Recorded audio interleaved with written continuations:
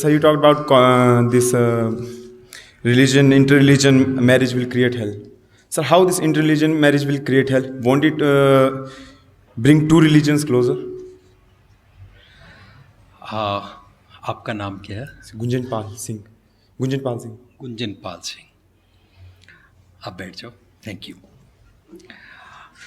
हम सब देखते हैं कि जैसे मैंने पहले आपसे डिस्कस किया बॉम्बे मूवी का एग्जाम्पल, ऐसे क्या होता है कि हर रिलीजन के अपने अपने कुछ रिचुअल्स बने हुए हैं, राइट? वो अपने रिचुअल्स को छोड़ना नहीं चाहते हैं।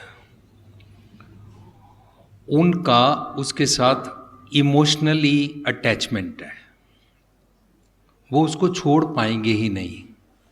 लेकिन होता क्या है कि जब इंटर रिलीजन में कोई किसी भी रिलीजन का लड़का किसी रिलीजन की लड़की के साथ जब मैरिज करता है तो आपस में दोनों के पेरेंट्स का झगड़ा शुरू हो जाता है। ये क्लोजर नहीं हुए और उनके जो एक्सटेंडेड फैमिलीज हैं वहाँ पर रिलेशनशिप और बिटर हो जाती है। वो उसके पेरेंट्स को बोलते हैं तुम अपने बच्चे को मुंह लगा रहे हो, तुम उसको सिर पे चढ़ा रहे हो, तुमने अपनी लड़की को प्यार से गले से लगा लिया है, हम उसको नहीं मिलेंगे, उसको हमारे घर में मत लेके आना। समथिंग इट हैपन्स, क्योंकि हम इंटर रिलीजन मैरिज के जितने भी डिवोर्स केस हुए हैं और जो भी उनके आफ्टर इफ़ेक्ट्स हुए हैं उनके साथ हम काउंसलिंग करते हैं तो हमको पता लगता है कि इनकी एक्सटेंडेड फैमिलीज़ और इनके पेरेंट्स की फैमिलीज़ का आपस में झगड़ा कैसे होता है। लेकिन अगर आप सेम रिलीजन में हैं तो कम से कम पहले पेरेंट्स की आपस में रिलेशनशिप बढ़ती है, आपस में उनका प्यार रहता है, क्योंकि उन दोनों का सेम थॉट प्रोसेस है। वो सेम थॉट प्रोसेस ना होने के कारण दोनों बोलते हैं, लड़के वाले बोलते हैं कि हमारे रिलीजन के रिचुअल्स करो, लड़की वाले बोलते हैं हमारे करो। अल्टीमेटली वो दोनों करने लगते हैं, पर दोनों करने के बाद भी उनकी आपस में हार्मनी नहीं बनती है। लेकिन अमेरिका में हमने एक पॉइंट नोट किया, जो बच्चे अपने ग्रैंड पेरेंट्स के साथ रहते हैं वो एवरेज लेवल से मच बेटर हैं। अमेरिका में भी जॉइंट फैमिलीज़ हैं जिनको हम अमेरिकन गोरे बोलते हैं, उनकी भी जॉइंट फैमिलीज़ हैं, उनके बच्चे भी ग्रैंड पेरेंट्स के साथ रहते हैं। लेकिन जो ग्रैंड पेरेंट्स के साथ नहीं रहते उनके कंपैरिजन में ग्रैंड पेरेंट्स के साथ रहने वाले बच्चे ज़्यादा ब्लेस्ड हैं, ज़्यादा उनको हम्बलनेस है, प्यार है। जैसे हमने कल महेंद्र सिंह जी के घर में देखा, छोटे से छोटा ग्रैंड चिल्ड्रन जो है वो भी अपने दादा दादी से प्यार करता है, मिलकर बैठता है। लेकिन अगर इंटर रिलीजन की मैरिज का सवाल आता है तो पहले ही वो दोनों बड़ों का झगड़ा हो जाता है। अब हम दोनों बड़ों को समझा नहीं सकते हैं, दोनों बड़ों के जो रिचुअल्स के इमोशंस बने हुए हैं उसको मना नहीं सकते हैं, उसको उसके बारे में अंडरस्टैंड नहीं करा सकते हैं।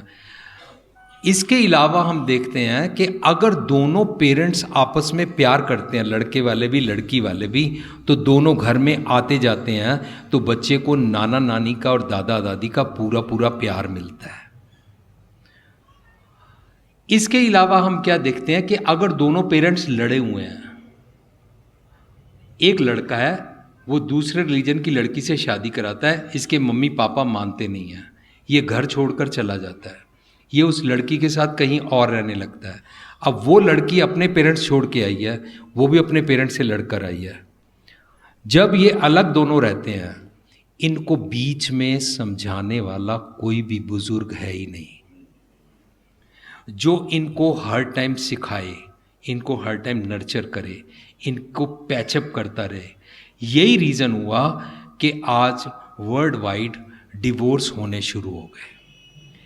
हम अमेरिका में देखते हैं कि एक एक बच्चा जो स्कूल में आता है, 90% से ज़्यादा बच्चे डिवोर्स्ड या सिंगल पेरेंट के पास रहते हैं। ये जितने फैशन बने हुए हैं ना, कमीज़ पीछे से बाहर आगे से अंदर, फटी हुई पैंट, राइट, ये सारे फैशन वहीं से निकले हैं कि उस बच्चे के मम्मी पापा दोनों उसके साथ रहते नहीं हैं। उसका पापा या मम्मी रहती है, वो सुबह 5 बजे उठ के 2 घंटे की ड्राइव करके काम पर चले गए हैं। ये बच्चा आंखें साफ करता हुआ, ब्रश भी नहीं किया, नहाया नहीं है, वो स्कूल चला गया। उसको मालूम नहीं है, वहाँ पर यूनिफॉर्म नहीं होती स्कूल की।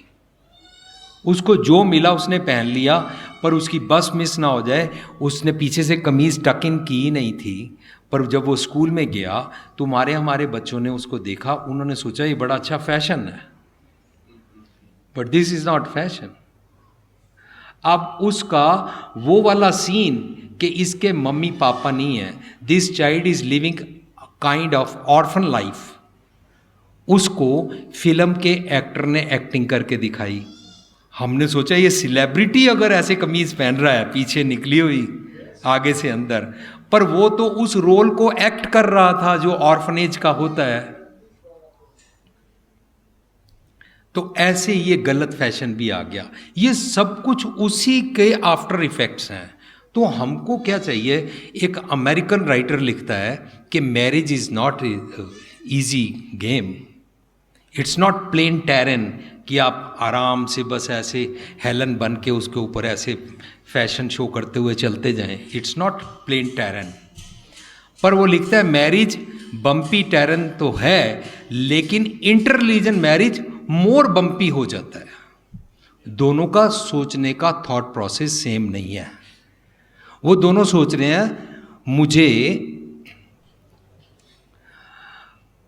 शराब पीना पसंद है, मेरी गर्लफ्रेंड को भी पसंद है। मुझे शाहरुख खान पसंद नहीं है, ऋतिक रोशन पसंद है, मेरी गर्लफ्रेंड को भी ऋतिक रोशन पसंद है। मुझे पिज़्ज़ा खाना पसंद है और हैमबर्गर नहीं पसंद, या इंडियन रोटी नहीं पसंद, मेरी गर्लफ्रेंड को भी पिज़्ज़ा खाना पसंद है और इंडियन रोटी नहीं पसंद। मैं भी चाहता हूँ घर में कभी कुछ ना खाओ, बाहर ऑर्डर करो, मेरी गर्लफ्रेंड भी बाहर ऑर्डर करती है। ये 5-6 आइटम को वो समझते हैं हमारी आपस में अंडरस्टैंडिंग लेवल है, and they just go for marriage. And they are saying religion की बात नहीं करेंगे, एज इफ के रिलीजन स्नेक है, हमारे बेड के नीचे है, पर उसकी बात नहीं करेंगे।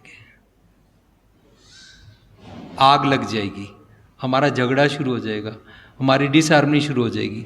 लेकिन जब वो लोग बड़े होते हैं तो हम उनसे पूछते हैं तुमने अपने बच्चे को आज क्या बनाना है, तो वो जिनकी लाइफ में 25-25, 30-30 साल हो गए हैं, अपनी डिसहार्मनी उनकी उन्हीं की तरीके से है जैसे अरेंज मैरिज वालों के आपस में झगड़े होते हैं, उनके भी वही हैं, सेम हो गए ना। 4 दिन के बाद, 1 हफ्ते के बाद वो एक कंक्रीट के नीचे रहने से वो सब कुछ खत्म हो गया, वो लव अफेक्शन खत्म हो गया, विंडो से बाहर चला गया, अपनी मन मर्जी का खा लिया, मन मर्जी का सो लिया, मन मर्जी का पिज़्ज़ा खा लिया, मन मर्जी का बाहर फिल्म शो देख लिया, मन मर्जी से देर से उठे, मन मर्जी से सेक्स कर लिया। अब वो सारी डिज़ायर्स खत्म हो गई हैं। अब सेम वही प्रॉब्लम नज़र आ रही है सामने जो सारी दुनिया की होती है। तो उसके बाद वो फ्रस्ट्रेटेड लाइफ जीते हैं और बड़े होके सोचते हैं मैं गलत रास्ते पर था, मैंने इसको टेक इट ग्रांटेड ले लिया, लेकिन अब मैं यू टर्न नहीं कर सकता, नहीं कर सकती, पेरेंट्स को छोड़ के आ गया हूँ, आ गई हूँ। इसलिए ये लाइफ हमारे लिए टफ हो जाती है। I am not here to order, I am not here to impose on you. मुझे सोसाइटी में वर्ल्ड वाइड ट्रैवल करते हुए जो समाज में नेगेटिव नज़र आया और जो आफ्टर इफेक्ट्स नज़र आए, वो मेरा थॉट प्रोसेस है। You agree with that, fine. You disagree with that, I don't impose on you, I don't mind, right? Does it make sense my dear? Gunjan Pal Singh, thank you.